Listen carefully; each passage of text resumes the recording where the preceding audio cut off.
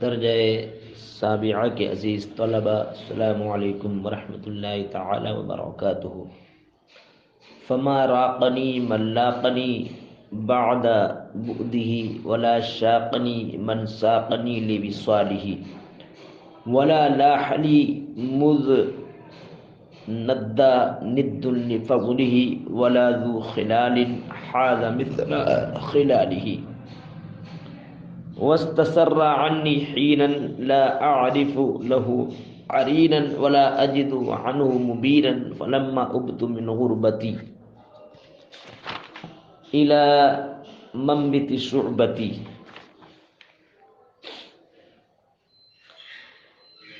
پہلے حل لغات بغور سنیں۔ فما راقنی من لاقنی بعد بودہ، راقا یروقو یہ نصرہ ینصرو سے ہے، جس کا معنی ہے پسند آنا، اچھا لگنا، بھانا۔ لاقا یلیقو یہ ضربا یضربو سے ہے، جس کا معنی آتا ملنا، ملاقات کرنا۔ بعد یہ مصدر ہے بعدا یبعدو کا۔ شاقہ یشوقو، اچھا بعد کے معنی دوری۔ شاقہ یشوقو نصرہ ینصرو سے، جس کا معنی آتا ہے متمنی بنانا، مشتاق بنانا۔ ساقہ یسوقو یہ نصرہ ینصرو سے، جس کا معنی آتا ہے لام صلے کے ساتھ۔ ویسے مطلقاً ہے جس کا معنی آتا ہے کھینچنا، اور لام صلے کے ساتھ اس کا معنی آتا ہے کمر بستہ کرنا، آمادہ ہونا، مستعد ہونا، مستعد کرنا، آمادہ کرنا۔ فما راقنی من لاقنی بعد بعدہ ولا شاقنی من ساقنی لوصالہ۔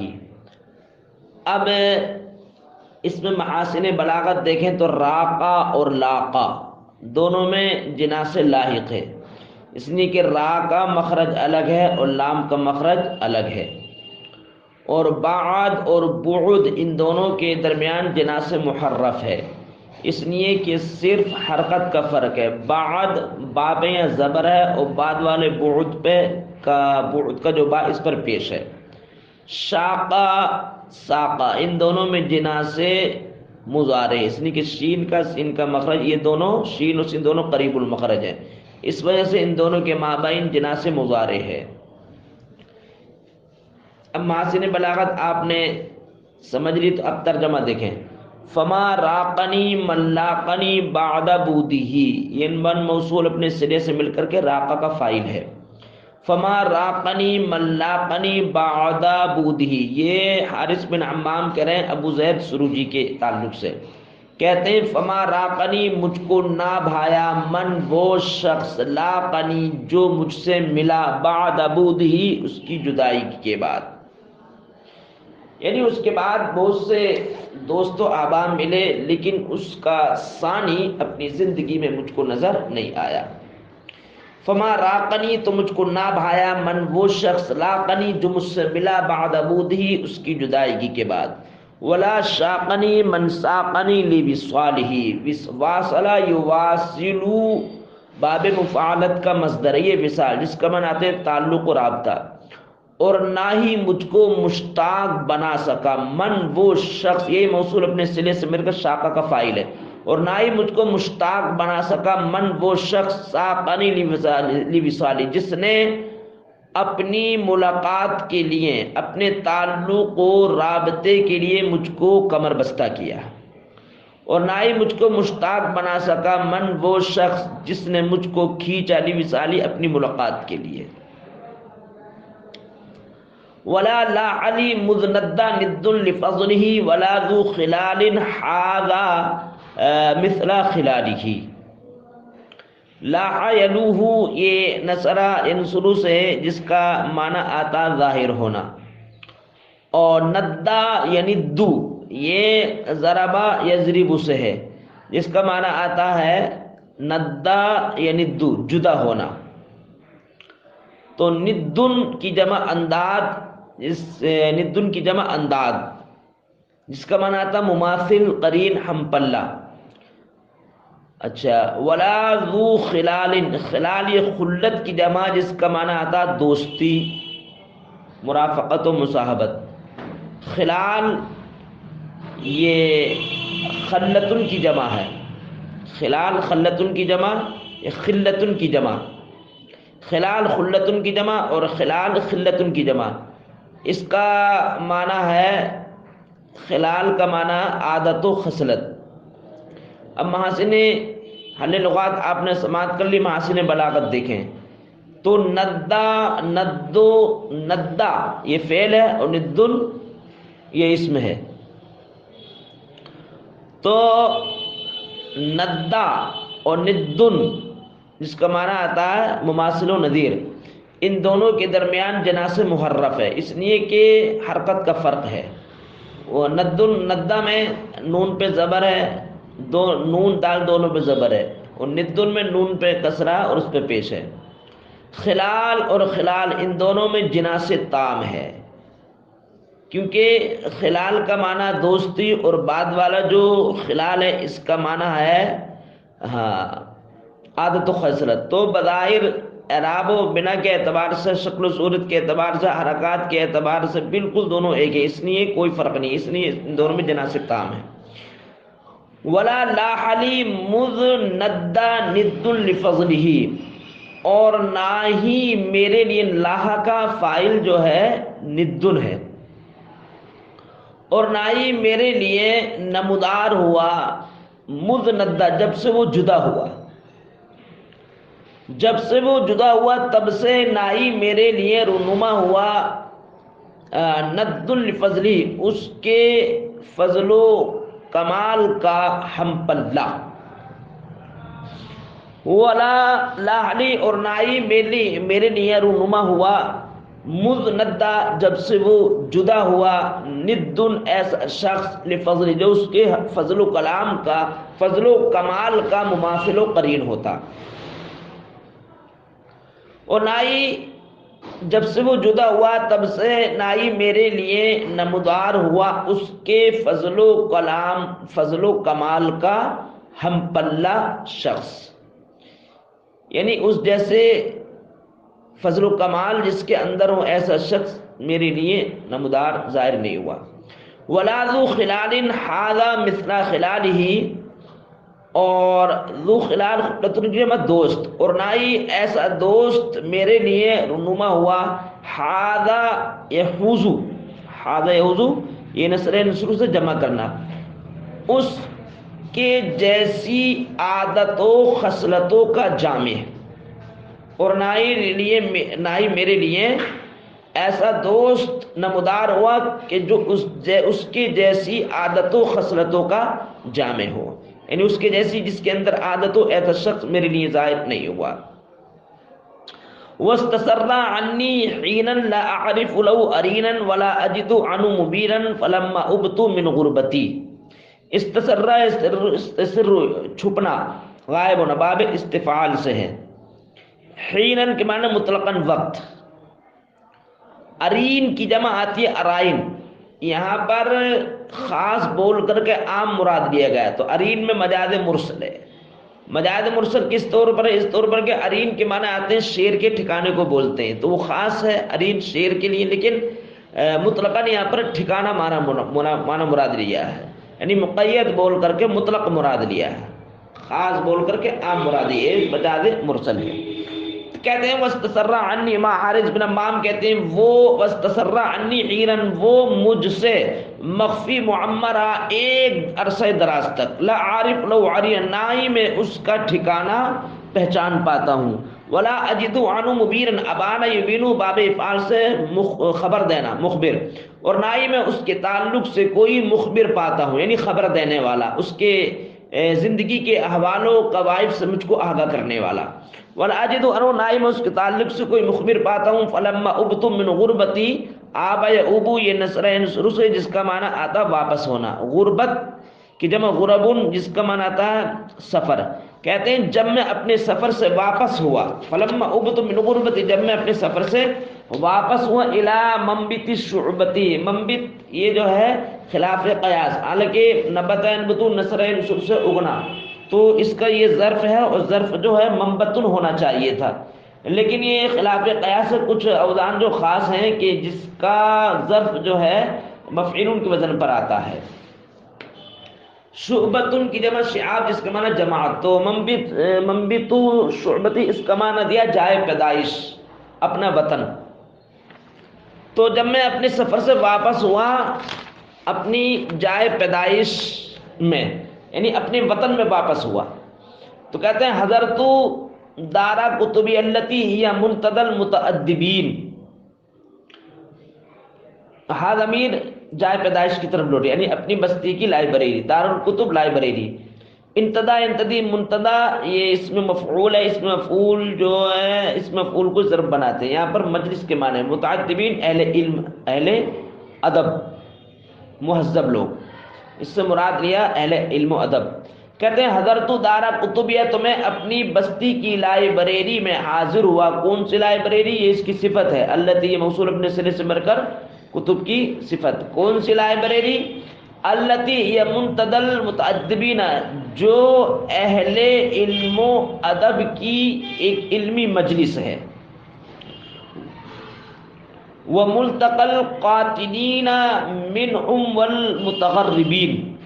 تغرب سفر کرنا، تو متغربین سفر اور قاطنین باشندے، تو دونوں میں طباق ایجاب ہے، کیونکہ قطن یقطن مقیم ٹھہرنے والا باشندہ، اور التقی ملتقى جائے ملاقات جس کا معنی تھا حسین سنگم، اور اس کا عطف جو ماقبل جملے پر ہے. میں اپنی بستی کی لائبریری میں حاضر ہوا جو لائبریری اہل علم و ادب کی ایک علمی مجلس ہے، اور انہی اہل علم و ادب میں سے مسافرین اور باشندوں کا ایک حسین سنگم ہے، اور باشندوں اور مسافرین کے لیے جائے ملاقات ہے. تو کہتے ہیں میں اپنی بستی کی لائبریری میں حاضر تھا اور اہل علم و ادب سے علم ادب کے تعلق سے تبادلہ خیال ہو رہا تھا. اسی دوران ایک شخص حاضر آتا، فدخل ذو لحیۃ قصۃ وہیئۃ رصۃ. قصۃ کے معنی آتے ہیں، یہ صیغہ صفت ہے، صیغہ قصۃ یہ صفت مشبہ ہے جس کا معنی آتا ہے گھنی داڑھی، اور رصۃ بھی یہ صفت مشبہ جس کا معنی آتا ہے خستہ ہونا، پراگندہ ہونا. فدخل ذو لحیۃ قصۃ وہیئۃ رصۃ. تو ایک گھنی قصۃ معنی گھنی، ایک گھنی داڑھی والا اور پراگندہ حالت والا، وہیئۃ رصۃ اور پراگندہ حالت والا ایک شخص داخل ہوا. فسلم علی الجلاس، جلاس جالس کی جمع، فسلم علی الجلاسی اور اہل مجلس کو سلام کیا. قصۃ اور رصۃ ان دونوں میں دیکھیں محاسن بلاغت، تو قصۃ اور رصۃ ان دونوں میں کا مخرج الگ ہے، را کا مخرج الگ، اس لیے جنا سے لاحق ہے. وجلس فی اخریات الناس، اخریات اخرى کی جمع آخری حصہ، اور لوگوں کے آخری بیٹھنے کے آخری حصے، لوگوں کے آخری حصے میں بیٹھ گیا، یعنی لوگوں کے پیچھے بیٹھ گیا. ثم اخذ یبدی ما فی وطابہ، وطاب یہ وطاب جو ہے وطبن کی جمع ہے جس کا بکسر الواو، وطاب وطبن کی جمع جس کا معنی آتا ہے مشکیزہ، پانی کا مشکیزہ. لیکن یہاں پر اس میں استعارہ ہے، استعارہ مسرہ اصلیہ، اس لیے کہ دماغ کو تشبیہ دیے برتن سے اور اس کو حذف کر دیا. تو گویا اس میں وطاب جو مشبہ بھی ہے اور دماغ جو ہے مشبہ، ذہن مشبہ، اس کو حذف کر دیا، اس لیے استعارہ مسرہ اصلیہ ہے. ثم ابدل ظاہر کرنا، ثم اخذ یبدی ما فی وطابہ، پھر اس اجنبی نے آن کر کے ظاہر کرنا شروع کر دیے ما فی وطابہ، جو اس کی ذہن و فکر میں تھا، یعنی اپنے افکار و خیالات کو اس نے ظاہر کرنا شروع کر دیا، یہ اپنے علمی ذخیرے کے جو اپنا علمی ذخیرے کا اپنا علمی ذخیرہ لٹانا شروع کر دیا، اپنے علمی کمالات کے جوہر دکھانا شروع کر دی، ایسے کہہ سکتے۔ ثم اخذ یبدی ما فی، پھر اپنے علمی کمالات کے جوہر دکھانا شروع کر دیا، اپنا علمی ذخیرہ لٹانا شروع کر دیا۔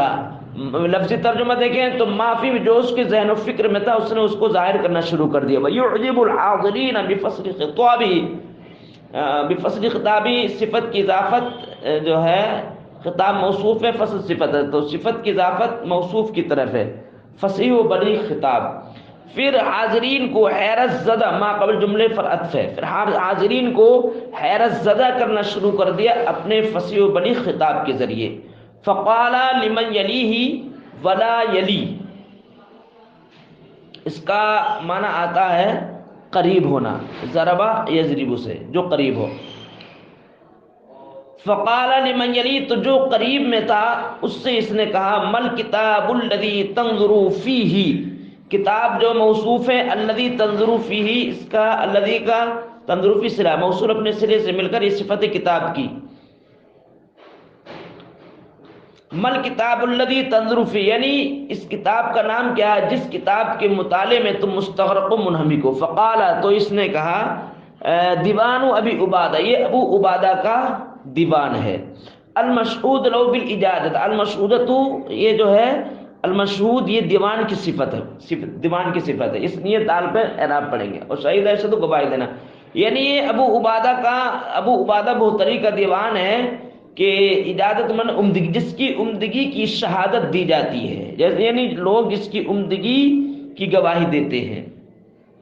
فقال، تو اس ابو ذر سروجی نے کہا، هل اثرت لو فيما لمحته على بديع استملحته، لمح استملح، استملح استم دونوں میں شبہ جناس اشتقاق ہے، شبہ جناس اشتقاق، شبہ جناس اشتقاق کہتے ہیں یعنی ظاہر میں نظر آ رہا ہوں لیکن حقیقت میں دونوں کا مادہ اشتقاق ایک نہ ہو، اس لیے یہ شبہ جناس اشتقاق ہے۔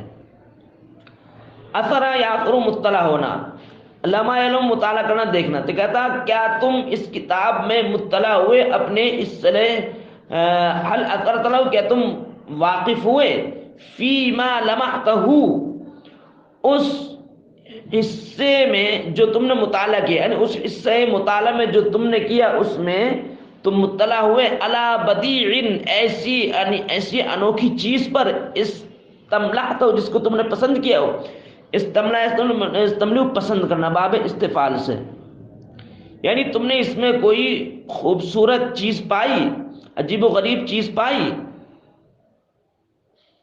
قالا، تو نعم، اس نے جواب دیا، ہاں میں نے اس میں عجیب و غریب چیز پائی۔ اب کیا عجیب و غریب چیز پائی؟ تو کہتا کأنما یبسم اللؤلؤ مندد او برد او اقاہن، اقاہن جو اقحبان کی جمع ہے، گل بابونا، یہ جو ہے یہ ایک پودا ہے جس کا پھول جو ہوتا ہے سفید زرد رنگ کا ہوتا ہے، سفید ہوتا ہے، اور اس کے ورق جو ہوتے ہیں یہ تیز ہوتے ہیں، آری کے یعنی کانٹے دار ہوتے ہیں، اور اس سے جو ہے یہ مراد لیا اس کے پھول، سفید پھول اس کے مراد لیے۔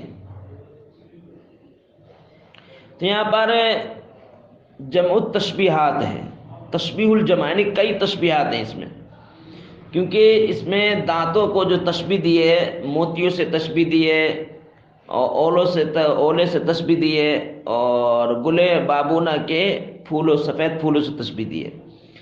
تو کہتا ہے گویا کانما یبسم، تو وہ شخص جو ہے ابو عبادہ کے دیوان سے یہ شعر پیش کرتا ہے کہ یہ میں اس کتاب، اس دیوان میں جو عجیب و غریب شعر پر مطلع ہوں وہ یہ ہے، گویا کہ وہ مسکرا رہا ہے، محبوب مسکرا رہا ہے، ندد یندب بالترتیب، یعنی ترتیب شدہ موتیوں جیسے دانتوں سے یا اولے جیسے دانتوں سے، یہ گلے بابونا کے سفید پھولوں جیسے دانتوں سے وہ مسکرا رہا ہے۔ فإنه أبدى في التشمیل مدعی فيه فقال، تو کہتا کہ وہ شخص کہتا کہ ابو عبادہ نے اپنی تشبیہ میں جدت پیدا کی. اب جدت کرنا ہے، جدت پیدا کی ہے. الموضع فيه یعنی اس تشبیہ میں جو اس شعر میں مذکور، اودعید ذکر کرنا، اپنی اس تشبیہ میں جو اس نے تشبیہ ذکر کی اس تشبیہ جدت پیدا کی. فقال له، تو اس نے کہا یا للعجب او لزیعۃ الادب لقد استسمنت یا حاذا ورم. یا جو تعجب کے لیے، لا جو ہے تعجب کے لیے، اور عجب جو ہے مستغاث ہے، اور لام کا دخول جب مستغاث پر ہو تو لام جو ہوتا ہے وہ مفتوح ہوتا ہے، مستغاث پر ہو تو، اور مستغاث لہو پر جب لام داخل ہو تو مجرور ہوتا ہے. تو سیئت جو ہے مستغاث لہو ہے، اور عجب جو ہے مستغاث، یعنی اے تعجب تو میرے لیے مدد کے لیے حاضر ہو. تو یہاں پر مستغاث ہے عجب، اس لیے لام جو ہے مفتوح ہے. اور زیعت جو مستغاث لہو یعنی اس مستغاث لہو یعنی زیعت کے لیے تم حاضر ہو، زیعت کی مدد کے لیے، تو یہ مستغاث لہو ہے.